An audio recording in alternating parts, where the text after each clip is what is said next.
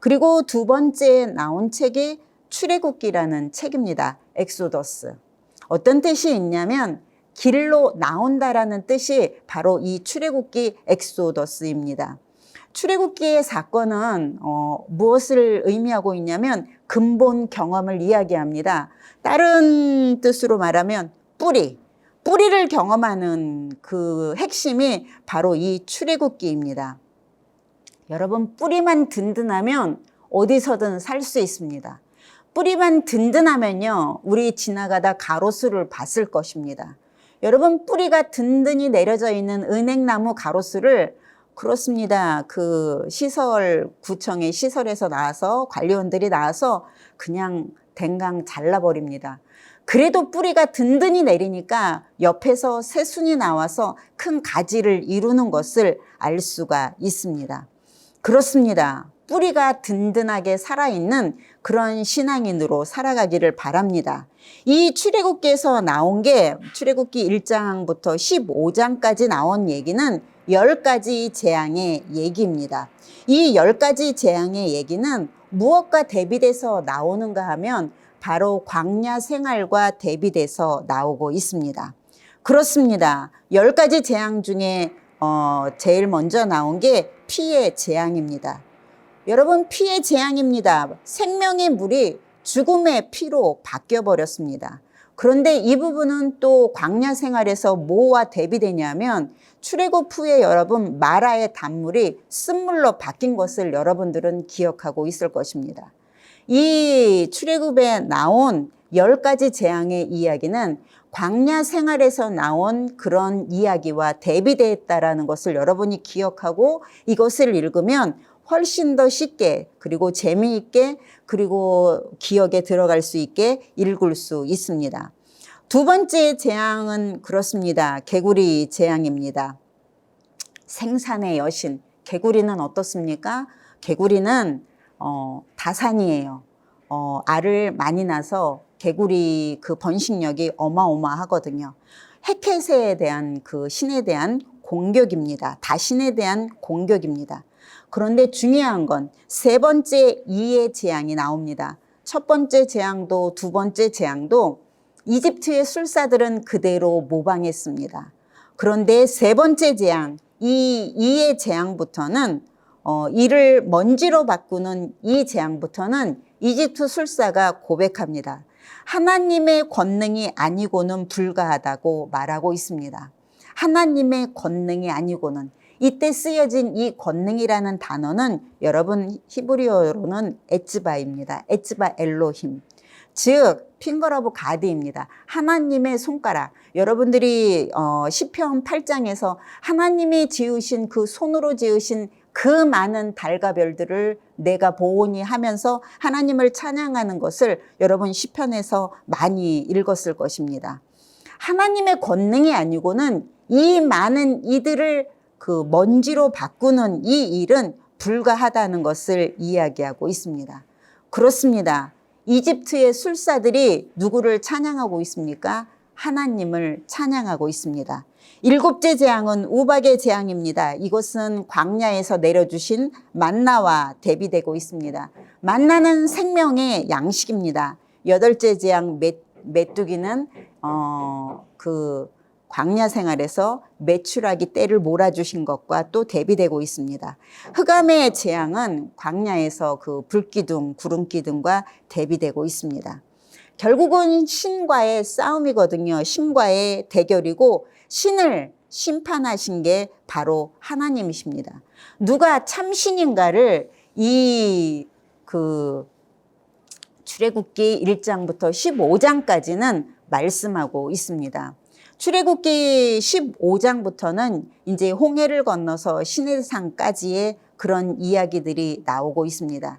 여기에서 이제 중요한 것은 후반부에서 중요하게 나타나는 것은 시내산에서 이제 광야로 인도함을 받는 그 과정 속에서 하나님께서 어떻게 해요? 성막을 이야기하고 있습니다. 계약을 체결하고 성막을 건축하라고 하나님께서 모세에게 7번이나 말씀하고 있습니다. 그리고 누구에게? 모세에게 십계명을 내려주고 있습니다. 십계명은 다른 게 아닙니다. 하나님께서 광야에서 베풀어 주신 그 은혜와 또 여러 가지를 기억하면서 어떻게 해요? 하나님의 백성답게 사는 길, 그 방법에 대한 가르침이 바로 여러분 십계명입니다. 그런데 이 십계명은 애굽의 10가지 재앙과 대비된다는 것을 기억하시기 바랍니다. 그래서 이 출애굽기에서는 성막을 짓는 건축의 이야기하고 또 시내산으로 인도함을 받는 이런 이야기들이 바로 이 출애굽기 속에서 나타나고 있습니다. 또 세 번째 레위기 책이 나옵니다. 레위기는 제의에 관한 이야기입니다. 회막에서 모세를 부르시고 직접 하나님의 백성 가운데 임하셔서 왕 같은 제사장인 이스라엘 백성들이 어떻게 제사 드리고 그 제사 드려야 되는 방법에 대한 매뉴얼을 바로 모세에게 주신 것입니다. 그래서 1장부터 7장까지는 제의법이 나와 있습니다. 8장부터 10장까지는 제사장 임명에 대해서 나와 있고 11장부터 16장까지는 정결법에 대해서 나와 있고 그 후에 26장까지는 성결법에 대해서 나와 있습니다. 그렇습니다. 우리가 잘 알고 있는 대로 제의법은 많습니다. 속죄제도 있고 속건제도 있고 화목제도 있고 또 제사장을 위임하는 위임제도 있습니다. 그리고 또 드려지는 방법에 따라서 번제와 화제와 요제와 소제와 여러 가지 방식에 따라서 제의법이 다릅니다.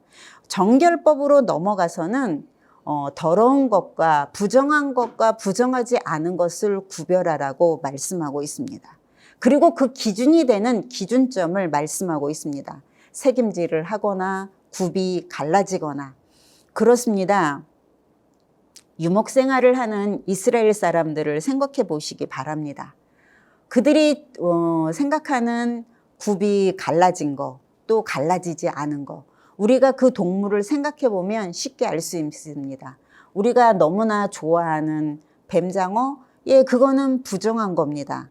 우리가 아주 좋아하는 삼겹살을 먹는 돼지고기, 그거는 이스라엘에서는 지금도 부정한 것으로 여기고 있습니다. 소나 낙타 이런 것들은 정결하게 생각합니다.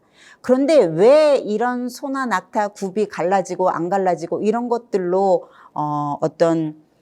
정결법을 정할 수밖에 없었는가는 유목 생활을 하는 이스라엘 사람들의 그 생활 패턴을 보면 하나님께서 이렇게 하실 수밖에 없었다는 것을 우리는 알 수 있습니다. 첫 번째는 여러분 경제적인 이유도 들어 있습니다. 여러분 돼지는 무엇을 먹고 살아가는지 생각해 보시기 바랍니다. 돼지는요 사람들이 먹는 것을 먹습니다. 그런데 유목 생활을 하는 이 이스라엘 민족들에게는 사람들이 먹는 이들의 음식 생활 속에 빵은 아주 귀한 겁니다. 이들은 농사를 짓지 않기 때문에. 그래서 사람이 먹는 음식을 주는 그것을 먹고 사는 돼지는 경제적인 측면에서 그렇게 유익하지 않습니다. 그리고 이동하는데 돼지는 여러분 이동하는데 불편을 상당히 많이 겪습니다.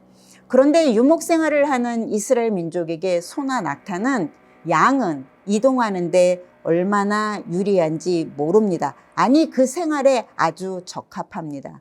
그리고 또 위생적인 관점도 있고 종교적인 관점도 있습니다. 종교적인 관점에서 다른 이방의 여러 나라들이 그렇습니다.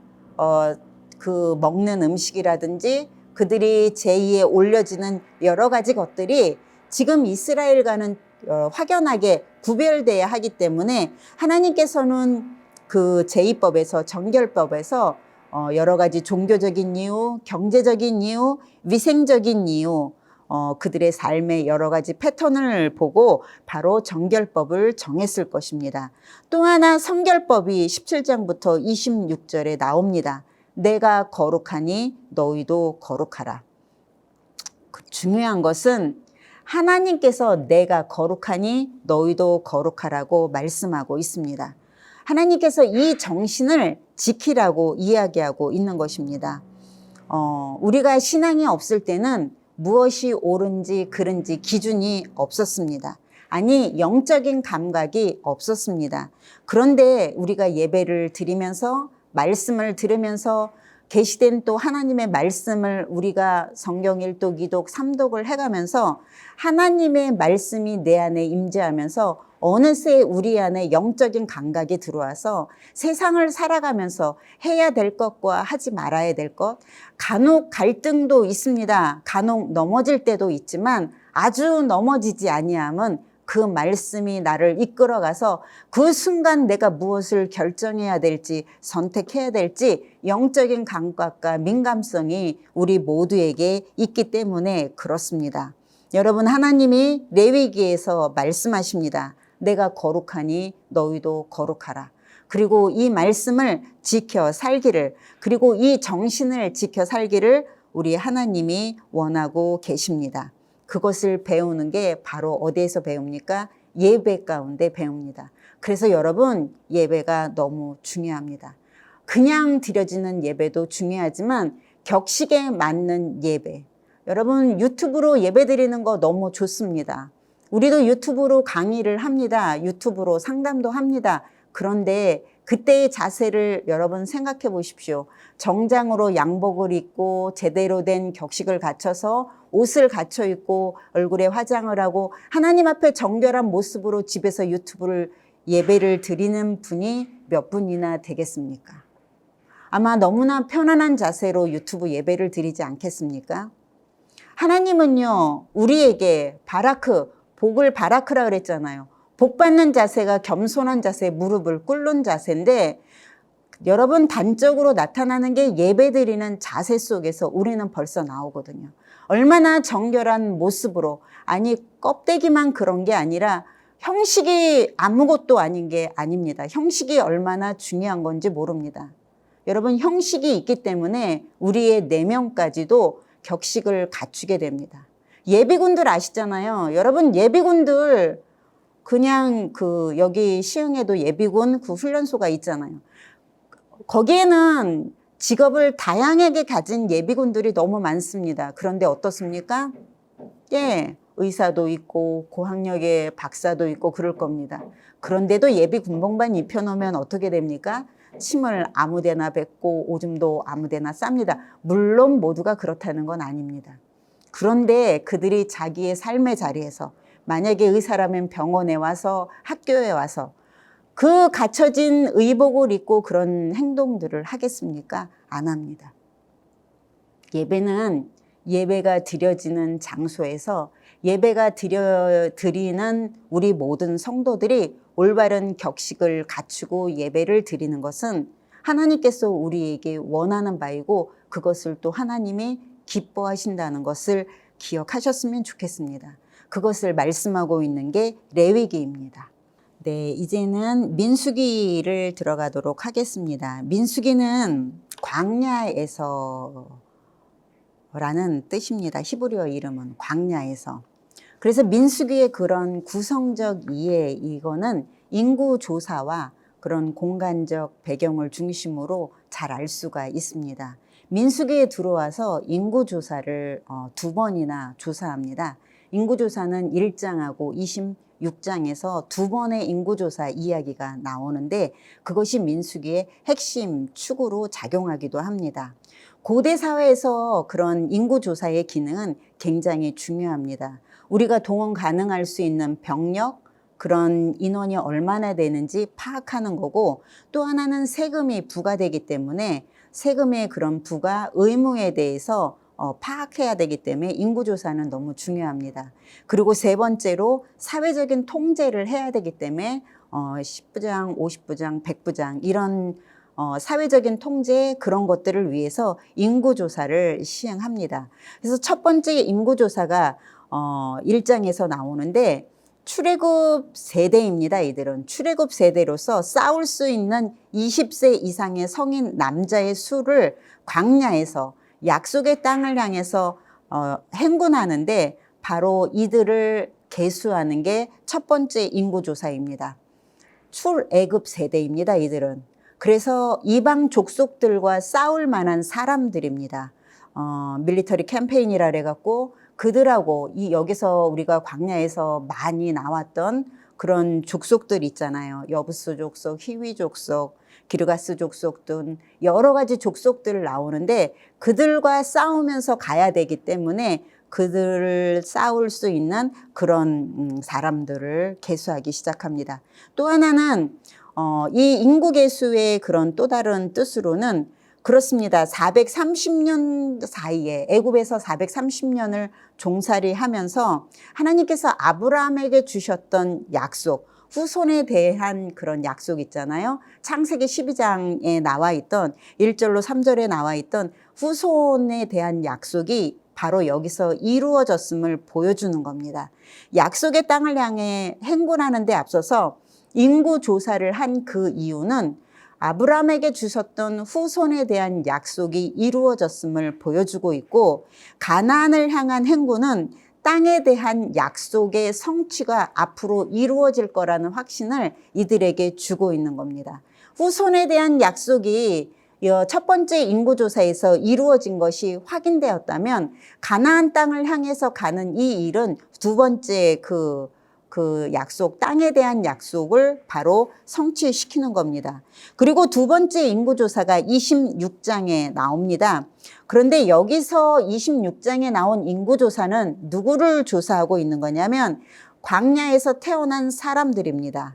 광야에서 태어난 사람들로 약속의 땅에서 이제 정복 전쟁을 펼쳐야 되는데 그 땅을 차지한 후에 새로운 공동체의 구성원이 될 인구들이 누구인가, 얼마나 되는가를 26장에 와서 조사하고 있습니다. 그렇습니다. 이 광야 시대의 이스라엘의 공동체의 그런 성격은 밀리터리, 군인의 그런 십자가 군병, 그런 의미가 바로 여기 있습니다. 다신교를 믿는 주변 사람들이 많습니다. 거기에 이스라엘은 유일신을 믿는 특수한 그런 공동체입니다. 그렇기 때문에 이들의 이 유일신앙을 지키기 위해서는 강력한 그런 제의적인 그런 신앙 공동체를 구성해야 했거든요. 주변 나라들과 싸우기 위해서는 아주 강력한 군사 공동체를 구성해야 하는데 그들의 왕이 누구냐? 바로 하나님입니다. 그래서 아론은 제의적인 측면을, 모세는 군사적인 측면을 담당하면서 최고의 지도자로 모세를 세웁니다.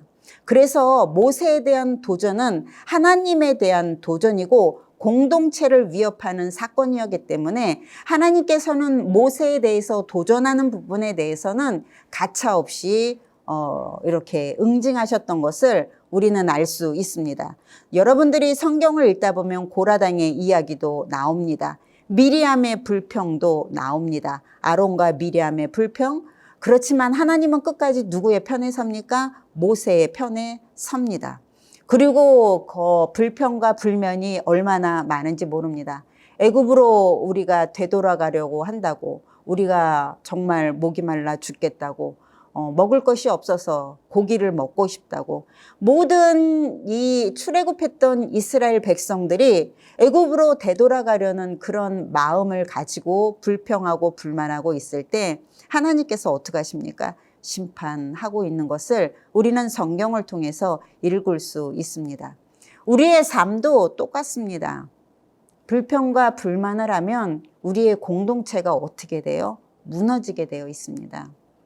불평과 불만을 하면 왜 모세는 되고 왜 나는 안 되나? 예, 그거는 바로 아론과 미리암이 불평했던 이야기입니다. 고라도 그렇게 불평했었고, 그런 사건들 속에서 정죄는 누가 당합니까? 모세가 당하지 않습니다. 정죄는 불평했던 당사자들이 당합니다. 이것은 하나님의 약속을 근본적으로 부인하는 행동이기 때문에 그렇습니다. 그래서 우리는 삶을 살아가면서 우리의 삶이 광야 같습니다. 그럴 때 여러분, 왜 불평과 불만이 안 올라오겠습니까? 그렇지만 행악자로 인하여 너희는 불평하지 말라고 말씀하고 있거든요. 이 모든 상황을, 이 모든 환경을 왜 나에게 수치를 주는가? 왜 나에게 모욕을 주는가? 여기서 왜 내가 두들겨 맞아야 되고 왜 이런 고통 가운데 있게 되는가? 여러분, 그건 그 사람이 아니에요. 나에게 고통을 주고 이런 아픔을 주는 그 사람 때문이 아니거든요. 이 상황을 하나님이 왜 그 사람을 통해서 나에게 허락하셨는지를 우리는 뒤돌아볼 수 있는 계기를 만들어야 될 줄로 믿습니다. 그래서 매 순간순간 나에게 일어나는 사건, 상황은 하나님께서 그 사람을 통해서 나에게 허락하신 사건이라는 것을 기억하시기 바랍니다. 이 이스라엘은요, 제2군사 공동체입니다. 회막과 성막 그런 것들로 이루어져 있습니다. 그래서 법궤가 앞장서서 갔습니다. 그런 것들을 통해서 하나님께서 이스라엘이 약속의 땅에 잘 들어갈 수 있도록 모세를 중심으로 애굽에서 광야를 통해서 가나안 땅까지 행군하는데 군사적인 제2공동체로 강력한 공동체를 형성해서 이루어서 구성해서 나갈 수 있도록 인도했습니다. 그렇다면 이 광야 시대의 특징은 뭘까? 여러분들이 너무나 잘 아는 이야기입니다. 이 광야 시대의 특징은요, 하나님의 은혜와 이스라엘 사람들의 반역의 시대입니다. 하나님은 끝없이 은혜를 베푸시고 이스라엘은 끊없이 하나님께 반역하는 그런 은혜와 반역의 반복이 바로 이 광야 시대의 특징입니다. 하나님 편에서는 은혜를 베푸셨습니다. 그런데도 이스라엘은 끝없이 어떻습니까? 불평하고 원망합니다. 우리의 인생도 여러분 광야길입니다. 하나님께 그러다 보면 불순종하고 반역을 할 때가 참 많습니다. 우리의 인생이 내가 생각하는 것만큼 잘 되지 않습니다. 그런데도 하나님은 어떻습니까? 은혜를 베풀어 주십니다. 왜냐하면 우리에게 언제나 내가 내 편이라는 창세기의 그 약속이 우리에게 있기 때문에 그렇습니다. 우리의 삶의 정황은 불평이지만 우리에게는 여러분 가나안이 있습니다.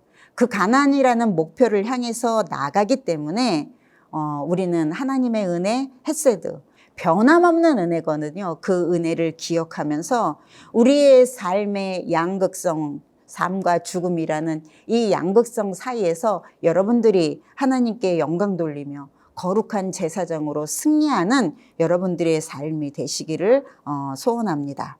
그리고 마지막으로 이제 신명기의 이야기가 나옵니다. 신명기는 뭐냐면 모세의 설교가 주된 부분을 이룹니다. 모세의 첫 번째 설교가 4장까지 나옵니다. 그리고 4장부터 26장, 28장에 모세의 두 번째 설교가 나옵니다. 그리고 29장에서 30장까지 모세의 세 번째 설교가 나오고 마지막 이제 그 31장부터 33장까지는 마지막 모세의 그런 교훈과 축복이 바로 여기에 나와 있습니다. 여러분, 모세는 이스라엘 백성들을 광야 38년 40년 동안 이끌었지만 비스가 산 그 앞에서 하나님이 뭐라 그럽니까? 그 땅을 바라보면서 자신도 들어가게 해달라고 모세가 하나님 앞에 기도합니다. 그렇지만 하나님은 어떻게 합니까? 그 간절한 기도를 여러분 매정하게 거절하십니다. 그만하면 족하다. 여러분 똑같은 기도를 바울 사도도 했거든요. 그런데 세 번은 완전수거든요. 바울이 세 번 기도했을 때 하나님이 얘기합니다. 내 은혜가 내게 족하도다. 우리는 예스만이 응답이라고 생각합니다. 그리고 예스의 대답을 내 머릿속에서 내 삶 속에서 이미 내가 계획해 놓은 대로 하나님이 응답하지 않으면 응답하지 않았다라고 생각하고 있습니다. 그런데 여러분, 노우도 하나님의 응답입니다. 하나님께서 왜 여러분 모세를 가나안 땅에 들어가지 못하게 여기서 막았을까요? 이 광야 여러분 38년 동안 40년 동안 이스라엘 공동체를 아주 강력한 군사 공동체로 여기까지 이끌어 온 게 누굽니까? 모세입니다. 그런데 여러분 모세의 공로가 너무 커서 이후에 가나안에 만약에 모세가 들어갔다면 하나님이 누가 될 것 같습니까? 모세가 되기 때문에 그러지 않았을까라고 저는 생각합니다. 모세는 여러분 하나님께서 오늘 신명기 말씀을 통해서 3번의 설교를 그에게 허락하십니다. 3번의 설교를 허락하시면서 첫 번째 설교는 역사적인 그런 회고입니다. 하나님께서 우리를 어떻게 애굽에서 이끌어내셨는지, 우상 숭배와 이방 신에 대한 그런 경계를 해야 될 것을 강력하게 이야기하고 있습니다. 두 번째 설교에서는 하나님의 율법을 선포합니다. 그리고 여러 가지 제의에 대한 그런 계명들에 대해서 이야기하고 있는 것을 우리는 압니다. 그리고 추가적으로 경고합니다. 절대 하나님의 말씀 중심으로 살아갈 것을 이스라엘 백성들에게 이야기하고 있습니다. 그리고 세 번째 설교에서 복받는 길이 어딘가, 어느 쪽에 가야 될 것인가, 복받는 길을 이야기하고 있습니다. 그리고 마지막으로 그에게 축복의 이야기를 해주고 있습니다. 이스라엘 백성들에게. 네, 신명기법 정신의 핵심은 무엇이냐면 5가지로 말할 수 있습니다. 유일신 사상이 있고, 그 다음에 우상 숭배 및 형상을 하나님께서 금지했습니다. 중앙 성소, 또 제2의 중앙아입니다. 그리고 4번째가 약자의 보호고, 5째가 생태계적 보호입니다. 하나님께서는 유일신 사상인데 신명기 6장 4절에 쉐마라고 말씀하시면서 들으라, 이스라엘아 들으라. 하나님의 말씀을 듣는 하나님만이 오직 유일하신 신임을 우리에게 말씀해주고 있습니다. 중앙 성소의 제의라는 것은 내가 택한 곳에 와서 예배하라는 것입니다. 아까도 얘기했듯이, 말씀드렸듯이 내가 택한 곳이 어디입니까? 예루살렘입니다. 내가 택한 곳에 와서 예배 드려라. 주님이 분명히 하나님이 우리에게 그렇게 말씀해 주셨습니다. 중앙 성소에 와서 예배 드려라. 중앙 성소인 예루살렘, 하나님이 택하신 곳, 내 이름이 있는 곳, 내가 그곳에 반드시 있겠다라고 말씀하신 그곳, 바로 예배당 교회입니다. 여러분들이 교회에 와서 예배드리는 그런 믿음의 신자들 됐으면 좋겠습니다. 여러분, 요즘은 코로나 핑계로 유튜브로 또 방송으로 그런 쪽으로 예배를 많이 드리는 것 같습니다. 그러나 현장감에서 느껴지는 하나님의 임재의 경험을 여러분들이 이 신명기법의 정신인 중앙성소화라는 이 의미를 되새기면서 예배당에 오셔서 진심으로 무릎을 꿇고 바라크, 무릎을 꿇고 복을 기다리는 여러분들 되었으면 좋겠습니다. 4번째는 약자의 보호입니다. 여러분, 아침에 겉옷을 저당 잡혔으면 저녁에 돌려주라고 얘기하고 있습니다. 아침에 겉옷을 저당 잡았는데, 아니 돈도 안 갚았는데 저녁에 옷을 돌려주라고 얘기합니다. 맷돌 윗짝을 저당 잡혔으면 여러분 저녁에 그 맷돌 윗짝을 돌려주래요. 왜냐하면 맷돌이 없으면 어떻게 해요? 빵가루를 만들 수 없거든요. 곡식의 껍데기를 벗길 수 없기 때문에 아무리 많은 곡식이 있은들 소용이 없었습니다. 그렇기 때문에 겉옷을 저당 잡혔거든 밤중에 이스라엘의 그 추운 저녁을, 밤을 보낼 수 있도록 겉옷을 돌려주고 밥을 끓여 먹을 수 있도록 맷돌의 윗자까지도 돌려주라고 얘기하고 있습니다. 하나님께서는 여러분 이렇게 생명을 존중했어요. 생태적 보호에서는 논바닥에 떨어진 동물들이 와서 먹을 수 있는 것까지 줍지 말라고, 지나가는 나그네뿐만이 아니라 돌아다니는 동물에게까지도 하나님은 그 사랑을 베푸셨습니다.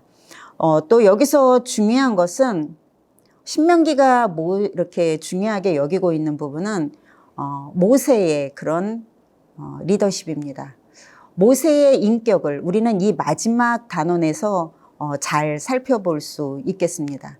저 같으면 너는 가나안 땅에 들어갈 수 없다라고 주님이 말씀하셨으면, 하나님 내가 기도했는데, 내가 40년을 쎄빠지게 일했는데 하나님 나 이제 손 털어버리겠습니다. 아마 여러분들 이러지 않겠습니까? 하나님 마음대로 하십시오.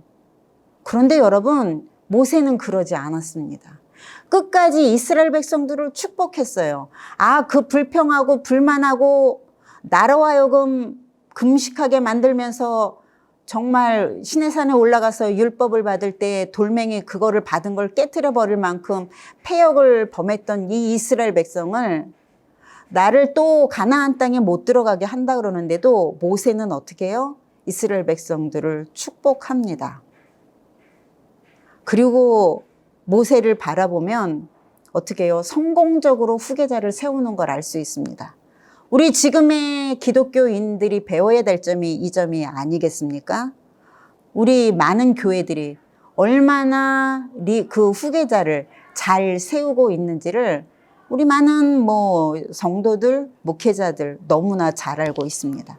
매일 이슈거리가 돼서 뉴스 속에 나오는 게 이 리더십의 이양이 제대로 되고 있지 않습니다. 그 부분에 대해서 탈도 많고 말도 많습니다. 그런데도 모세는 참으로 인상적이고 이상적으로 여호수아에게 그 리더십을 넘겨주고 있는 것을 알 수 있습니다. 그래서 이 모세를 통해서 우리가 알 수 있는 세 가지 마지막으로 여러분들에게 말씀드립니다. 모세는 어떤 사람이었나? 그는 여러분 말보다 기도하는 지도자였습니다. 그는 하나님 앞에 얘기했습니다. 하나님, 나는 입이 둔합니다. 나는 입이 둔하니까 나를 보내지 마십시오. 말 잘하는 내 동생도 있지 않습니까? 그런데 여러분, 하나님은 혀가 둔하다고 하는, 말도 잘 못하는 여러분 모세를 사용했습니다. 달변인 아론을 사용하지 않았습니다. 만약에 아론을 사용했더라면 어떻게 됐을지 한번 상상해 보시기 바랍니다. 그 말 잘하는 그 말로 백성들을 설득하고 어떻게 됐겠어요? 우리가 잘 아는 어떤 그런 결론이 났을 겁니다. 그런데 모세는 여러분 말을 못했어요. 눌변이었습니다. 혀가 둔하고 뻣뻣했습니다. 그런데도 하나님은요, 이 모세를 사용했습니다. 그러니까 어떻게 해요? 나는 부족하거든요. 나는 말도 못해요. 나는 바울에게 애굽의 바로에게 가는데 말 못하는 내가 어떻게 해요? 하나님 앞에 무릎 꿇을 수밖에 없는 겁니다.